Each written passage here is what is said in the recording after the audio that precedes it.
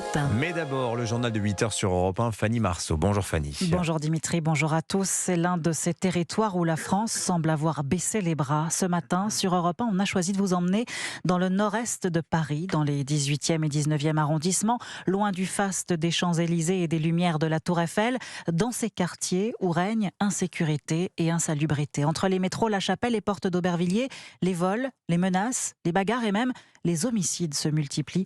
Reportage auprès des commerçants excédés et des habitants terrorisés. Cyril de la Morinerie. Sous les rames du métro aérien de la station La Chapelle, des migrants ont installé leurs tentes. Mégots, feuilles et détritus jonchent le macadam. Des vendeurs à la sauvette proposent des cigarettes. Le square est devenu une zone de non-droit. Les familles ont déserté le jardin, désormais occupé par des dealers. Se désole Marie-Cécile qui habite le quartier depuis 40 ans. Dans le square, là, faut voir ce qui se passe. On fait des trous sous les buissons pour cacher la drogue. Même lorsque le square est fermé, ils escaladent les grilles pour aller chercher leurs affaires. Et c'est en permanence le trafic. Rue Marx d'Ormois, où les commerces afghans se multiplient, l'insécurité ne cesse de croître. Cet été, 2 personnes ont été tuées devant des passants terrorisés. Mourad tient un commerce alimentaire et a été blessé récemment par un délinquant. Le mois d'août, j'ai été agressé au couteau, dans le magasin à l'intérieur, pour une histoire de canette. J'ai intercepté un voleur. Au travail avec la boule au ventre. Je tiens, je suis une grande carcasse, mais à l'intérieur, je suis abîmé. Des vendeurs à la sauvette déplient leurs marchandises en fin d'après-midi. Montres, ceintures, sacs. D'autres allument un barbecue dans un caddie. François ne reconnaît plus son quartier et a peur pour sa famille. On a un voisin qui l'année dernière s'est fait menacer avec un sabre. On sait qu'ils sont nombreux à avoir des couteaux dans la poche. Donc inquiet parce que j'ai une fille, parce que je ne me vois pas la laisser grandir dans ce quartier. Les habitants et les commerçants n'en peuvent plus et espèrent une réaction rapide des pouvoirs publics. Cyril de la Morinerie. Aucune ville, voire aucun village en France n'est épargné par les nouvelles mafias. Voilà les mots hier soir du maire de Cannes, David Lisnard. Après la mort dans un quartier résidentiel en fin d'après-midi hier d'un homme d'une vingtaine d'années tué par balle, contexte, dit-il, qui ressemble à celui d'un règlement de compte. Et si les gangs se livrent à une telle guerre de territoire partout dans le pays, c'est qu'il y a un marché juteux. Le narcotrafic pèserait près de 7 milliards d'euros en France. Dont plus de 3 milliards pour la seule cocaïne, drogue venue essentiellement d'Amérique du Sud et qui connaît un boom ces dernières années en Europe. Les explications de Michel Gandilon, spécialiste des questions relatives à l'offre de drogue illicite. Il était l'invité d'Europe 1 matin à 7h10. La production mondiale, donc en 2000, était estimée à 1000 tonnes.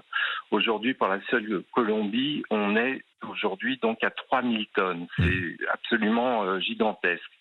Donc, le marché, c'est la rencontre d'une offre et d'une demande. L'offre aujourd'hui est pléthorique et notamment elle vise l'Europe, puisque les États-Unis sont un marché stagnant ou en déclin pour les trafiquants. Et puis la demande, on l'a dit, une multiplication par 3 des consommations en France. Aujourd'hui, il faut savoir qu'en termes de prévalence de consommation, on a des niveaux supérieurs à ceux des États-Unis. On a doublé les États-Unis. Et l'Europe, aujourd'hui, est probablement le marché le plus dynamique pour les trafiquants latino-américains. Michel Gandillon, invité d'Europe 1 matin. Interview complète à retrouver sur le site et l'appli Europe 1. L'actualité judiciaire, c'est aussi le procès aujourd'hui au tribunal correctionnel de Nanterre d'une nourrice accusée d'avoir tenté d'intoxiquer la famille pour laquelle elle travaillait. Le loup était-il dans la bergerie ? Cette femme de 42 ans, algérienne sous OQTF, aurait mélangé des produits de consommation à des produits ménagers pour empoisonner ses employeurs et leurs 3 enfants. Des faits qui remontent à janvier 2024 et sur lesquels planent des soupçons d'antisémitisme car toute la famille est de confession juive. Les précisions de Jean-Baptiste Marty. Du vin et du jus de raisin coupé à la javel, des pâtes imbibées d'alcool pharmaceutique ou encore du démaquillant mélangé à un liquide irritant. Très vite, les parents soupçonnent la nourrice de leurs enfants d'être à l'origine de ces tentatives d'intoxication. Une femme sous OQTF munie de faux papiers belges et au comportement et aux préjugés antisémites, comme l'explique Sacha Gozlan, avocat de la famille. Elle a frappé des mezouzotes, qui sont ces parchemins à caractère religieux à l'entrée des portes, qui étaient dans l'appartement. Elle a jeté au sol des livres de prière, puis des questions très insistantes qui étaient adressées aux enfants sur leurs pratiques religieuses, sur leur identité juive, sur leurs croyances. Il dénonce un nouveau cap franchi dans la haine anti-juive. C'est un antisémitisme d'intimité. Contrairement à ce que nous avons observé ces dernières années avec une vague exponentielle d'antisémitisme dans la rue, sur les réseaux sociaux, aux abords des synagogues, là vous avez un fait antisémite extrêmement grave qui a lieu dans le foyer familial. Face aux enquêteurs, la nourrice réfute-t-elle tout acte antisémite. Elle justifie son geste par un refus des parents d'augmenter son salaire, poursuivi pour administration de substances substance nuisible, circonstance aggravée par le caractère antisémite. Elle encourt jusqu'à 6 ans de prison. Jean-Baptiste Marty. Vous écoutez Europe 1 matin, il est 8h06. Et jour J pour le budget de la Sécu avec 2 votes aujourd'hui, l'un sur le volet dépenses du texte et puis le vote sur l'ensemble du projet de loi dans la soirée. Le Premier ministre a tout tenté pour le faire adopter, multipliant les négociations, stratégie qui a permis de convaincre les socialistes, mais Horizon et les Républicains pourraient voter contre, voire s'abstenir, dénonçant un excès de concessions à la gauche. Barthélémy Philippe. Oui, le texte initial prévoyait un peu plus de 5 milliards d'euros d'économies pour un déficit ramené de 23 à 17,5 milliards d'euros en 2026. Mais le gouvernement a revu ses ambitions à la baisse. Un déficit entre 18 et 20 milliards d'euros selon Bercy, avec 3 à 5 milliards d'euros d'économies maximum. En cause, les offrandes du gouvernement aux oppositions, suspension de la réforme des retraites, abandon du doublement des franchises médicales ainsi que du gel des pensions de retraite et des prestations sociales. Pour réduire le déficit, le gouvernement mise donc sur les hausses d'impôts, l'augmentation de la CSG sur les revenus du capital ou encore la taxe d'1 milliard d'euros sur les mutuelles. Totalement remanié, le PLFSS manque donc son objectif de réduire fortement le déficit des comptes sociaux. Mais pour le gouvernement, c'est le prix d'un éventuel compromis.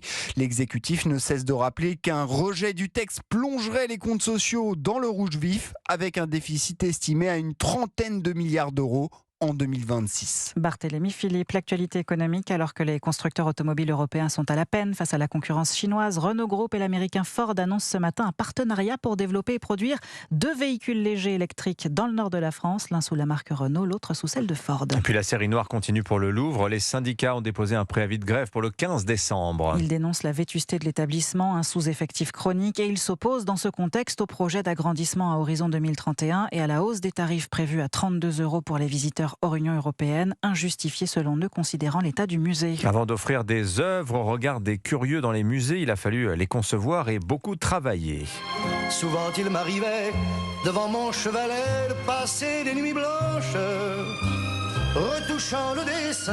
Oui, c'est ce que chantait Charles Aznavour dans La Bohème. Ces longues heures, des années parfois, à retoucher, améliorer pour atteindre une forme de perfection, point commun à tous les grands artistes. Et c'est ce que retrace l'exposition Les voix ardentes de la création à la Maison Balzac. Visite guidée Sébastien Bordenave. Quel rapport entretenaient les grands écrivains avec la page blanche? En observant les manuscrits originaux de Victor Hugo, Alexandre Dumas, on devine des approches différentes. Balzac demandait à ce qu'on imprime ses écrits, puis il les modifiait, ça repartait en imprimerie. Certains textes faisaient ainsi jusqu'à 17 fois la navette. Et encore, il arrivait qu'à la faveur d'une réédition d'un livre, de nouvelles corrections soient exigées. À la maison de Balzac, par des brouillons magnifiques, des essais d'ébauche, on s'interroge sur le travail avant la création chez Théophile Gautier, Picasso, Rodin et bien d'autres. Yves Gagneux, commissaire de l'exposition. Les artistes n'ont pas du tout le même rapport à la création artistique. La façon de travailler de Balzac, par amélioration progressive de son texte, n'a rien à voir avec celle de Rodin, qui lui va explorer des voies sans cesse différentes, les unes après les autres, pour n'en retenir qu'une. Et tous ont un point commun, c'est le temps passé et surtout cet accomplissement, parce que sans le travail, il n'existerait pas. Le Balzac de Rodin, la célèbre statue de bronze parisienne du grand sculpteur, a mis 7 ans avant d'être finie. 120 versions furent faites. Oui, parfois les voies ardentes de la création sont bien escarpées. Sébastien Bordenave, exposition à la Maison Balzac à Paris jusqu'au 15 mars. Un mot de football, retour ce soir de la Ligue des Champions, 6e journée. Marseille se rend sur la pelouse des Belges de l'Union Saint-Gilloise. Monaco reçoit les Turcs de Galatasaray. 2 matchs à suivre sur Canal+ à 21h. Merci Fanny Marceau, c'était votre journal. Dans un instant, Charles de Courson est l'invité de Sonia Mabrouk.